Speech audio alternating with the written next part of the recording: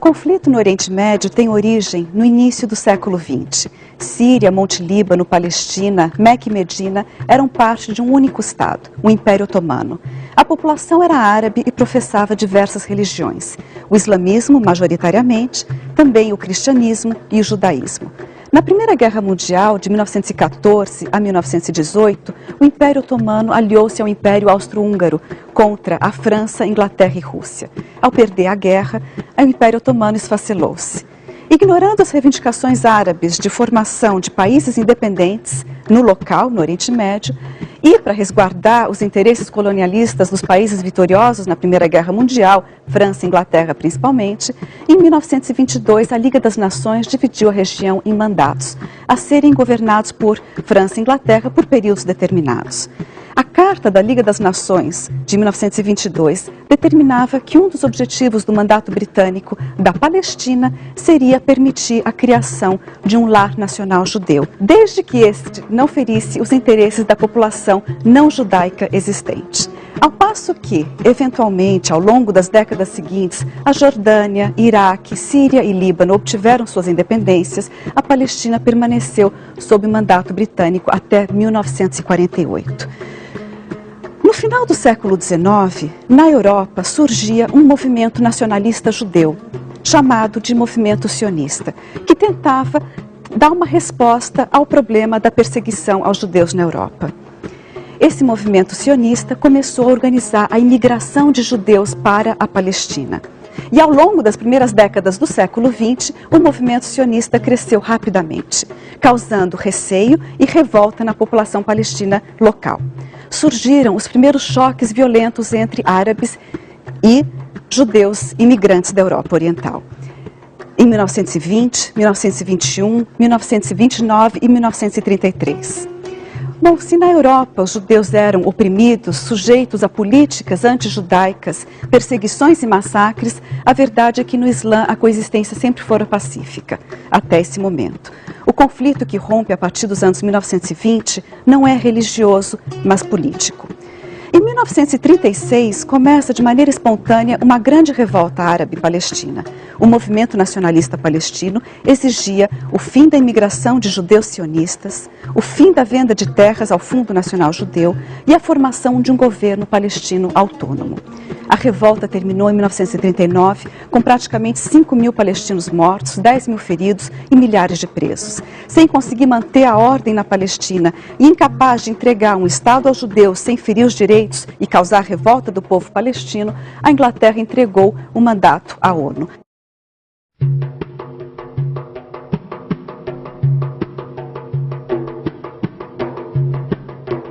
As guerras de 1948 e 1967 foram dois momentos decisivos para entender a Palestina atual. Em 29 de novembro de 1947, a ONU aprovou a partilha da Palestina. O objetivo era pôr fim ao conflito entre árabes e o movimento sionista, que se alastrava desde o início do século XX. Mas era uma resolução controversa. Atribuía 52% do território da Palestina aos judeus, apesar deles constituírem 1/3 da população.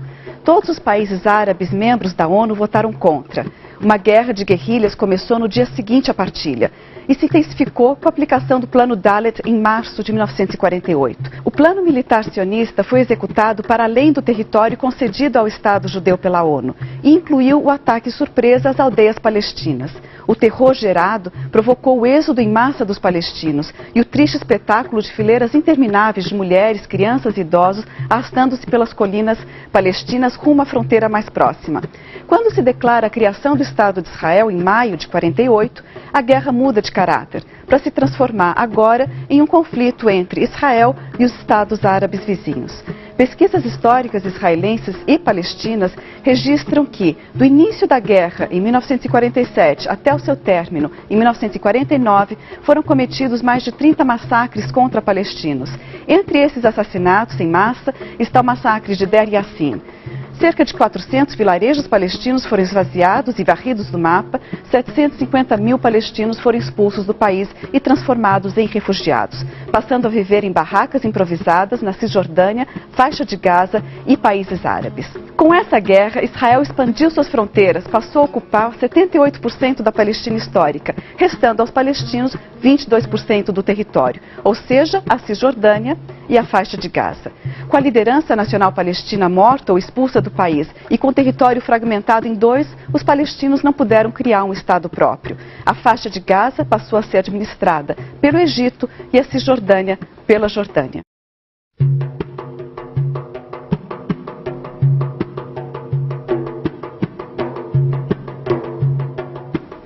Passados 20 anos da criação de Israel, a guerra de 1967 provocou uma nova reviravolta política e social na região.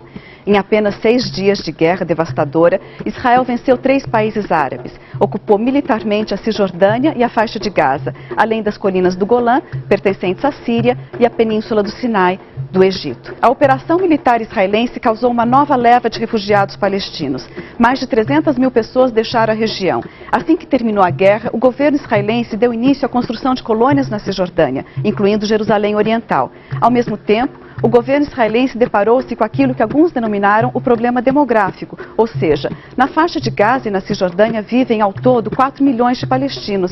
A população de Israel é de 7 milhões de pessoas, dos quais 1.300.000 são palestinos. Se Israel, expandindo suas fronteiras, incorporasse a população palestina da Cisjordânia e da faixa de Gaza, a porcentagem de palestinos com direito à cidadania israelense passaria dos atuais 20% a 50% da população do Estado de Israel. E Israel, que se denomina um Estado judeu, deixaria de ter uma maioria populacional judaica. Para manter o controle sobre a Cisjordânia e a faixa de Gaza, explorar seus recursos naturais, anexar locais sagrados, Israel criou um vasto e complexo sistema de ocupação. Esse sistema inclui as chamadas medidas de defesa para conter a revolta palestina. São leis e ordens militares que não eliminam, mas se sobrepõem à legislação palestina. Barreiras que impedem o direito de ir e vir da população. Demolição de casas e edifícios palestinos. Construção de assentamentos exclusivos para judeus. Estradas nas quais só podem circular carros israelenses.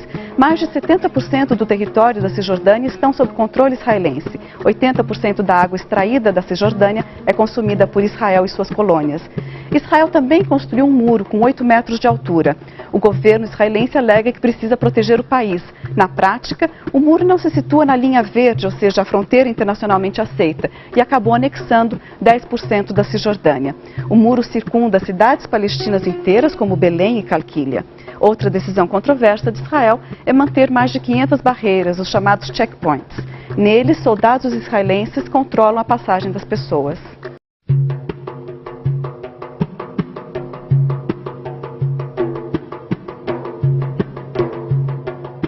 As negociações de paz entre israelenses e palestinos foram inauguradas em uma conferência em Madrid, em 1991. Ocorreu sob a influência dos Estados Unidos e alguns países europeus. A intenção era resolver o conflito árabe-israelense através da devolução de terras ocupadas por Israel, ou seja, de acordo com os termos das resoluções 242 e 338 do Conselho de Segurança da ONU. O processo inaugurado em Madrid fracassou e, em 1993, as negociações secretas foram retomadas em Oslo, na Noruega. Um acordo provisório chegou a ser anunciado. Previa a criação da Autoridade Nacional Palestina, sem o status de governo autônomo e sem exército. Na prática, as funções da Autoridade Nacional Palestina são essencialmente civis e de administração municipal. A ANP recebe o repasse dos impostos recolhidos por Israel em território palestino e fica encarregada da educação, cultura, saúde, bem-estar social e turismo. O acordo cria uma polícia civil palestina, encarregada de prevenir atentados contra Israel. Também previa que, após 3 anos, começariam a ser discutidas as chamadas questões de status final. Ou seja, são impasses que precisam ser resolvidos para obter uma paz justa e duradoura. São eles: o futuro de Jerusalém Oriental, que seria devolvida aos árabes palestinos, sendo que Jerusalém Ocidental permaneceria com Israel.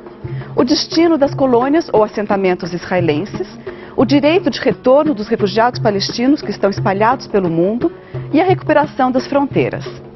Mas as negociações seguintes, em 1995, não discutiram as questões de status final. Pelo contrário, o chamado Acordo de Oslo II traçou uma divisão do território da Cisjordânia em áreas A, B e C. O mapa da Cisjordânia assume em pouco tempo o traçado de um arquipélago, no qual as pequenas ilhas sob jurisdição palestina ficaram circundadas pela área maior e mais coesa, controlada por Israel. O período de vigência dos acordos de Oslo foi de 1993 ao ano 2000. Incluiu várias conferências com negociações diretas e indiretas. Ao mesmo tempo em que os diálogos foram mantidos, melhorando as relações entre Israel e alguns países árabes, o período testemunhou também a maior expansão já vista das colônias israelenses. O Banco Mundial registrou um declínio significativo do padrão de vida dos palestinos. Era generalizada a desilusão com o processo de paz. A era de Oslo chegou ao fim no ano 2000, quando uma visita inesperada do general Ariel Sharon à esplanada das mesquitas em Jerusalém Oriental deflagrou uma revolta popular palestina, conhecida como a Segunda Intifada. Coube à Liga dos Países Árabes a retomada da iniciativa de paz. Em 2002, a Liga Árabe propôs a normalização das relações entre Israel e todos os países árabes em troca da retirada israelense dos territórios ocupados desde 1967. Incluindo Jerusalém Oriental.